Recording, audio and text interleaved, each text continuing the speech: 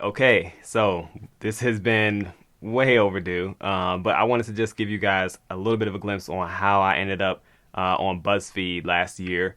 I guess the first things first is the Howard Connect. When I first moved here to LA, somebody put me onto a group me chat for all the LA Bison, and one of them happened to be working at BuzzFeed at the time. And they put out a message saying, "Hey, we're looking for people to come and talk about being black in America." And I was like, I think I could do that. The second thing that happened was that I live here.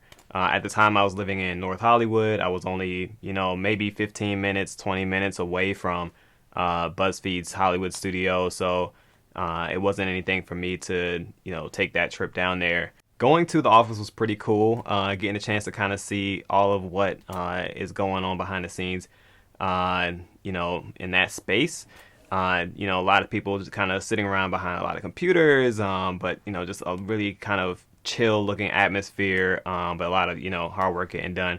So that was really cool. The video that we originally had talked about doing actually ended up turning into 3 videos, which is what you end up seeing online, and we just had a change of clothes, so we would just do one video, switch out a top, and jump onto another backdrop, and shoot the next one, and so it was for the more emotional stuff, it was obviously more of a challenging shift, but otherwise it was pretty much just a boom boom boom. Let's get, all the stuff that we can right now, and then the next person will come up and do their thing. So when I was done, I just went ahead to my job, and that was it. And I didn't really think about it, It's like you sit and you do this thing in this little space, and it's going to just go off somewhere, and you don't really think about it again. Of course, I asked to be given a heads up when the videos were going to drop, but that was pretty much it. Just went on about my day. One thing I know I'm not good at, which I think you guys probably can guess, is I am terrible at giving concise responses to things, which is what you need on the web. You need all these little sound bites that you can use.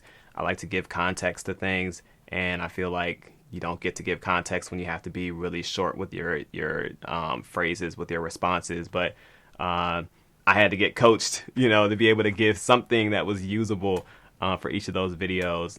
Shout out to the producers for even figuring out how to use what I did give them.